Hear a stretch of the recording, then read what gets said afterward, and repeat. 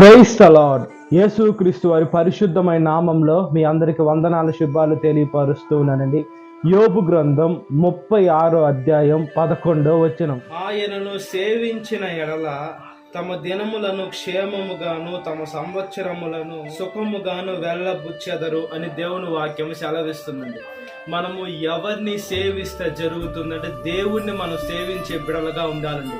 మనము దేవుణ్ణి సేవించకుండా ఈ లోకంలో ఉన్నటువంటి మనుషుల్ని సేవిస్తే మన సంవత్సరాలు నెమ్మదిగా వెళ్ళవు.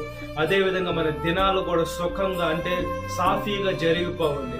ఈ లోకంలో ఏదో ఒక సమస్య ప్రతిరోజు ప్రతి ఒక్క మనిషికి ఏ వయసు వారికైనా ఆ రూపాన్ని బట్టి సమస్యలు డబ్బు ఉండేవారికి కానీ డబ్బు లేనివారికి కాదు కానీ అదేవిధంగా మిడిల్ క్లాస్గా ఉండేటువంటి వారికి కానీ ఖచ్చితంగా మనుషులైన వాళ్ళకి సమస్యలు వస్తూ ఉంటాయి. మనం ఎప్పుడైతే దేవుణ్ణి విశ్వసిస్తామో సమస్యలు రావు అని కాదు, కానీ సమస్యలు వచ్చినా కూడా సమస్యని ఎదిరించే దేవుడు మనకు ఉన్నాడు కాబట్టి మనం దేవుణ్ణి బట్టి సంతోషించే బిడలుగా ఉండాలండి.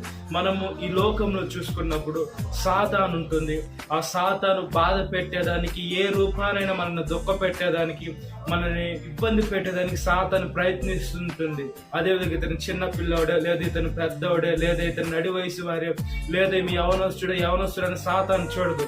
దాని పని ఏంటంటే క్రైస్తవులో యేసుక్రీస్తుని విశ్వసించే ప్రతి ఒక్క బిడ్డ బాధపడాల, అతను చెడ్డ పని చేయాల, అతను నరకము పాతలము కటిక చీకట్లోకి వెళ్ళాలి, నేను ఉండేటువంటి ప్రదేశంలోకి ఆ మనిషి కూడా రావాలని సాతాను ప్రయత్నిస్తూ ఉంటుంది. అందుకని మనం చూసే చూపు, నడిచే నడక, చేసే క్రియ ప్రతి ఒక్కటి మనం ఆశీర్వాదకరంగా దీవెనకరంగా మహిమకరంగా మనం ఎప్పుడైతే తీసుకొని చేస్తూ ఉంటామో దేవుడు మన రోజులను కానీ మన సంవత్సరాలను కానీ సాఫీగా చేస్తానని దేవుని వాక్యం సెలవిస్తుందండి. దేవుడు అయిపోతే అబద్ధం ఆడజాలని దేవుడు.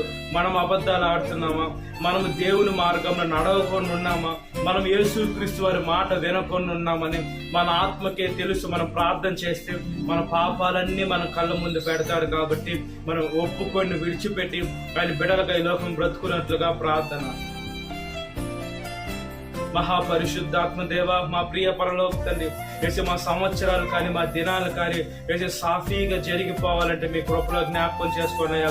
అబ్రహాము దేవ జ్ఞాపకం చేసుకోండి, ఇస్సాకు దేవ జ్ఞాపకం చేసుకోండి, యాకోబు దేవ మా దేవ నా దేవ ఒకసారి జ్ఞాపకం చేసుకోండి.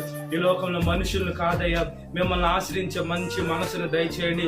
చూసే చూపులు, నడిచే నడక, చేసే క్రియ ప్రతి ఒక్కటి ఆశీర్వాదకరంగా దీవెనకరంగా మహిమకరంగా చేయమని అడుగుతున్నాను.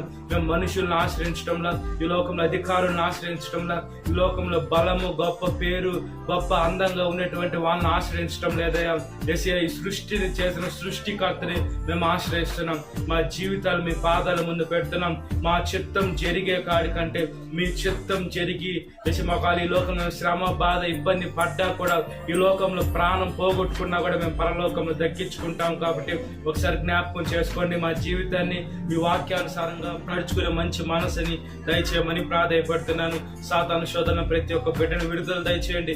ఈ వాక్యం వింటున్న ప్రతి ఒక్క బిడ్డని పేరు వచ్చిన జ్ఞాపకం చేసుకోండి. ఈ దినకాలపు దీనితో నింపమని నజరేయుడైన యేసుక్రీస్తు వారి పరిశుద్ధమైన నామంలో మిక్కిలి వినయం తరుచున్నాను నా పరలోకపు తండ్రి. Amen. Praise the lord. God bless you. Have a great day.